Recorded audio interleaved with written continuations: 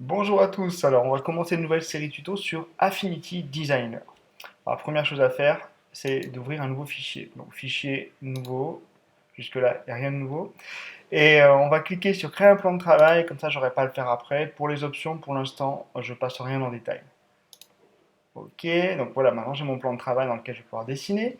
Alors d'abord, pour que vous compreniez bien, il s'agit d'un logiciel qui fait du dessin vectoriel. Donc moi, ça me remplace avantageusement Inkscape, que j'ai utilisé pendant plus d'un an avant. Et j'avais testé un peu Illustrator aussi, et malheureusement, je trouvais ça moins bien. Le gros avantage d'Affinity Designer par rapport à Illustrator, même s'ils sont tous les deux payants, au contraire d'Inkscape, c'est que Affinity Designer, vous payez une seule fois, il n'y a pas à le louer tous les mois. Et donc, du coup, c'est beaucoup plus rentable pour moi, en tout cas. Donc, ce que je vais commencer par faire, c'est par exemple, je vais renommer mon plan de travail qui s'appelle plan de travail 1 en cliquant ici dans la fenêtre des calques. Et si vous n'avez pas, vous, la fenêtre des calques, il suffit d'aller la chercher dans Affichage, Studio, là vous avez toutes les fenêtres, tous les menus que je vais utiliser. Et en fait, il m'en manque un, je peux aller le chercher là, et ceux qui sont déjà ouverts, je peux les fermer, ou même les déplacer où on veut. Bon, pour l'instant, vu que mon écran est tout petit, je mets tout à droite. Quand j'aurai mon grand écran livré, je mettrai une partie à gauche. Donc je renomme, et je vais appeler ça Tuto 1, ou plutôt je vais l'appeler Madbird, parce que ce que je vais vous dessiner, c'est le petit oiseau que vous avez vu avant, parce que c'est assez simple à dessiner, c'est bien pour commencer. Donc, maintenant on commence. Donc, vous avez plein d'outils ici. Je ne pense pas tout vous montrer dans la première vidéo, déjà. Les outils que je vais utiliser au début, ça va être surtout les formes. Et puis ce qu'on peut faire en faisant des réunions, intersections de formes avec les choses qui sont ici. Et puis je vous montrerai quand même au moins l'outil principal, la plume, pour le dessin vectoriel. Puis on verra s'il y a des choses qui me viennent pendant la vidéo. Donc d'abord, ce qu'il faut comprendre, c'est que j'ai besoin de dessiner un demi-cercle. Alors pour ça, vous avez ici l'outil ellipse pour faire un cercle déjà. Donc si je clique et je laisse comme ça, vous voyez, j'étire, je peux faire quelque chose qui est une ellipse. Et si je laisse appuyer la touche Shift, comme c'est écrit en bas, et ça c'est super, ça fait un cercle pile. Quand j'ai écrit en bas, c'est ce que vous pouvez lire ici en fait. Quand vous êtes en train de travailler, le logiciel vous donne de l'aide sur les raccourcis clavier. Et ça c'est vraiment super. En sachant que la plupart des raccourcis, pour ceux qui ont l'habitude, c'est à peu près les mêmes que ce qui se passe sur Illustrator ou Photoshop.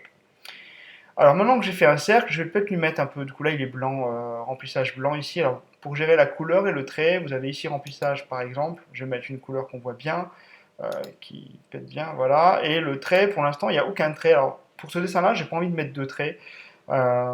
Si on verra après, si vous voulez mettre un trait, vous pouvez mettre un trait ici et avoir un trait plus ou moins épais autour de votre forme. En sachant que toutes les formes en vectoriel, il y a l'intérieur qui est coloré, on va dire, et le trait que vous pouvez gérer de deux manières différentes, enfin les deux séparément.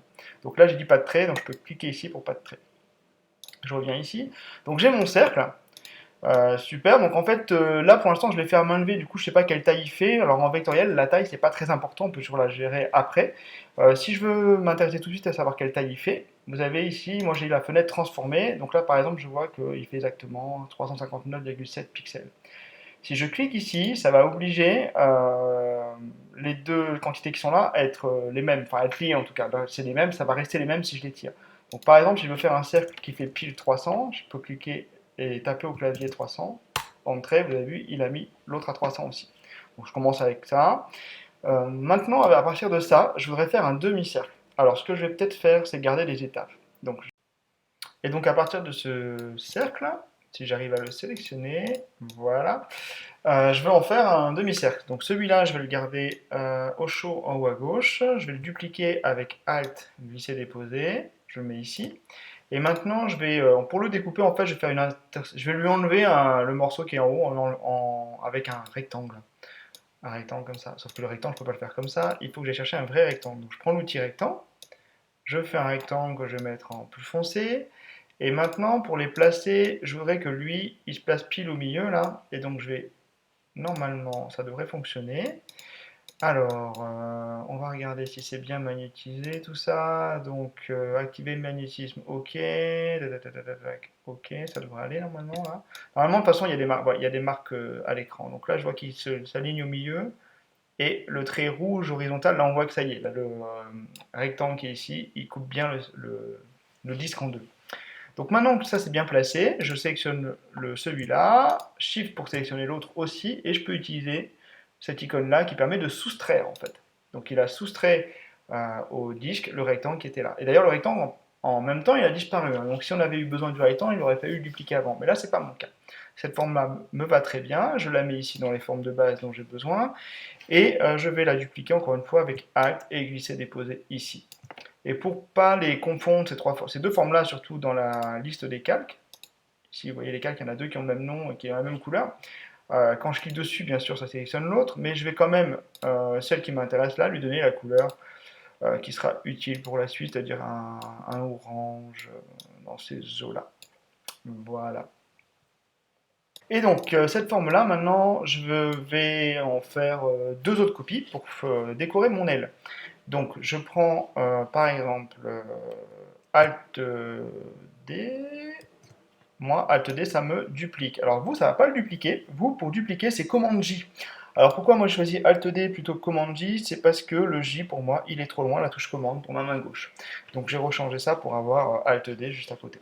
Mais on peut choisir en fait les raccourcis qu'on veut. C'est-à-dire qu'il y a un raccourci qui ne vous plaît pas, vous pouvez le rechanger, il n'y a pas de problème. Donc maintenant j'ai la même forme enfin la même forme à côté. Ce que je voudrais faire, c'est la mettre par-dessus, mais il faut qu'elle soit un peu plus petite. Donc par exemple, je vais l'attraper ici. Et alors là, je vois que quand je bouge la forme, ça change la proportion, donc ça ne me convient pas. Si je laisse appuyer Shift, ça ne change pas la proportion. Je vais la placer allez, tout au bout comme ça, et je vais lui mettre une autre couleur un peu plus foncée, par exemple un rouge. Et je vais en mettre encore une toute petite. Donc, Alt D, dupliquer. Là, j'ai pas besoin de bouger en fait pour vous montrer. Je réduis un peu, et là on va lui mettre une couleur encore plus foncée. Je vais prendre un rouge un peu plus noir comme ça. Allez, voilà. Et ça pour moi, ça va être une aile. Alors ce que je vais faire maintenant, c'est que vous voyez ici dans la fenêtre des calques, vous avez plein de formes. Et ce logiciel-là a tendance à mettre chaque forme dans un calque différent. Donc c'est vite très très rempli la fenêtre des calques. Donc vous avez intérêt, quand vous avez fini un objet, à grouper. Donc si je groupe ces trois choses-là, clic droit et grouper, vous voyez, il m'a tout mis dans le même groupe. Et là, le groupe, je peux le renommer, appeler ça L. Et vous avez intérêt à faire comme moi, c'est-à-dire à nommer les choses, ce sera plus facile. Donc moi, pour mon oiseau, j'aurais besoin de deux ailes. Donc par exemple, cet objet-là, après, je peux le dupliquer en faisant Alt, dupliquer, et j'ai ma deuxième aile qu'éventuellement, je peux tourner ici, en attrapant sur le truc qui est là. Et donc par exemple, voilà, comme ça, si la deuxième aile, je veux la mettre derrière, maintenant, je vais aller chercher ça ici, je la mets tout au fond. Et voilà, j'ai mes deux ailes pour mon oiseau. Maintenant, je vais faire le corps en partant aussi d'un demi-cercle. Donc je vais reprendre celui-là, donc Alt, je reprends celui-là, et là je vais faire le corps. Alors l'idée du corps, c'est qu'il faut juste lui mettre un œil ici et lui découper la tête là, enfin lui découper, vers une limite entre la couleur de la tête et la couleur du corps. Donc ce que je vais faire, c'est que je vais rajouter une forme ici pour la couleur autour de l'œil. Donc d'abord, je vais mettre cette forme-là dans la couleur du corps, donc je vais choisir, allez, on va mettre un... Allez, comme ça c'est pas mal.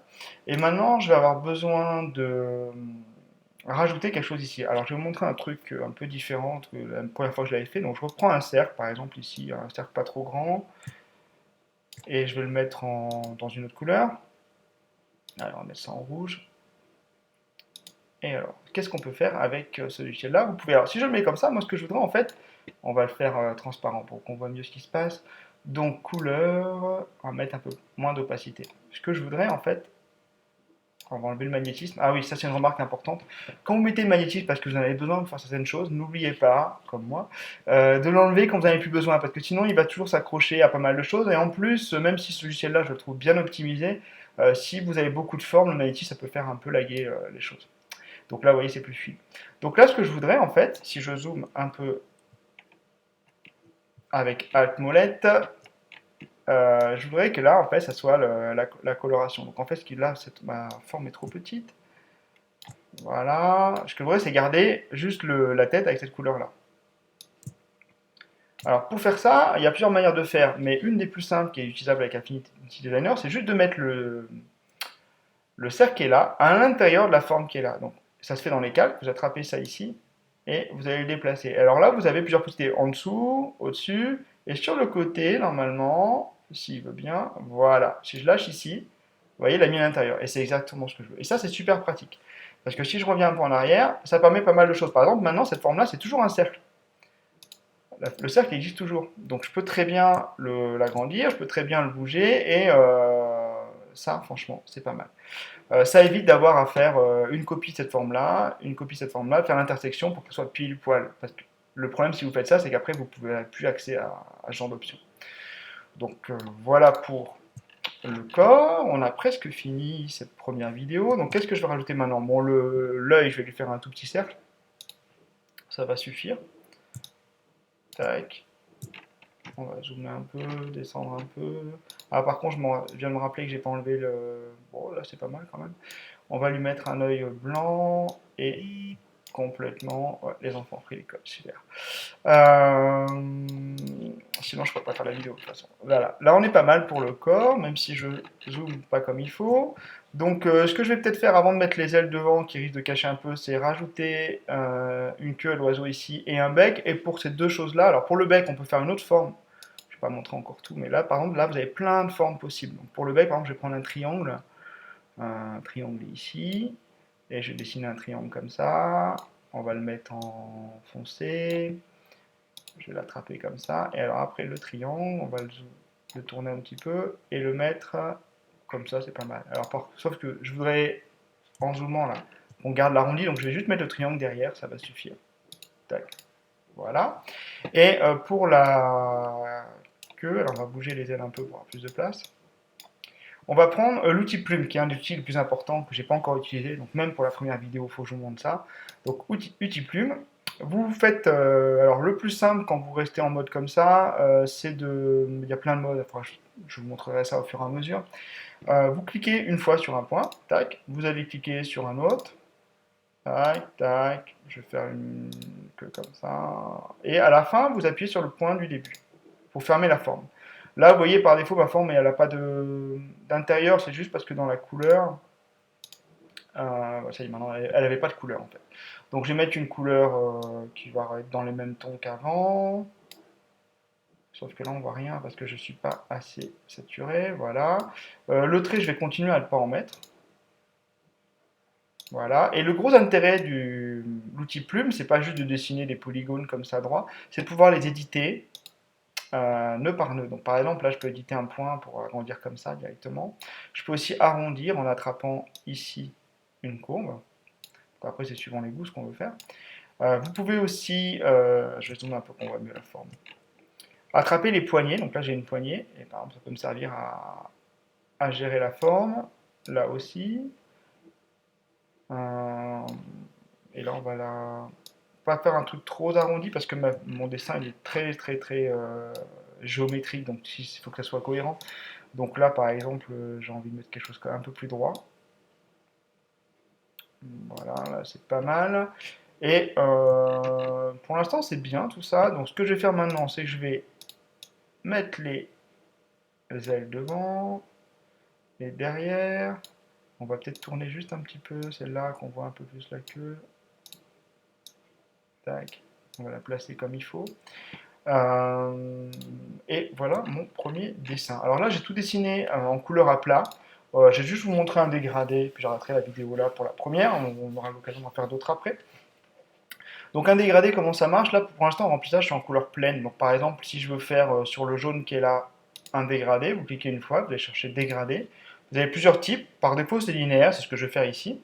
Et après, vous avez deux points pour l'instant. On peut rajouter des points si on veut. Là, par exemple, pour en ajouter un, il faut d'abord cliquer sur un point pour pouvoir en ajouter un au milieu. Et là, je vais choisir trois couleurs. Vous voyez, la blanc, les trois couleurs, on les voit bien. Donc par exemple, si je veux que devant, on va lui mettre des couleurs qui ont un peu plus la pêche que ça, quoi. Donc déjà le blanc, on va oublier, on va mettre autre chose. On va mettre un... On va rester dans les rouges orangés, hein. On peut même mettre du bruit si on veut. Bon, on va mettre tout à gauche le plus foncé pour... On va mettre le rouge comme ça. Ici, je vais mettre quelque chose saturé à fond et un peu plus orangé. Et le dernier, on va le laisser comme ça, en fait, c'est pas mal. Et une fois que vous avez fait ça, vous pouvez aussi éditer votre dégradé en attrapant les choses, là, en se rapprochant pour mettre plus ou moins de rouge. Donc c'est assez maniable. Et Voilà. Donc après, on pourrait s'amuser à mettre du dégradé sur toutes les formes, ce que j'avais fait moi pour le personnage de mon premier jeu. Et pour l'instant, je pense que là, on est bien. Donc vous voyez les formes qui sont là, finalement, j'en ai plus besoin, je peux les enlever si j'ai envie. Supprimer, supprimer. Et on va juste mettre un petit décor derrière pour qu'ils se sentent mieux. Alors on va le mettre ça complètement derrière et on va éditer le dégradé en l'inversant. Allez, on va aussi. Alors quand vous êtes sur une forme, là je vais aller sur la forme qui est là et je finis avec ça, allez, promis. J'appuie sur G et vous pouvez éditer le dégradé directement en attrapant les points.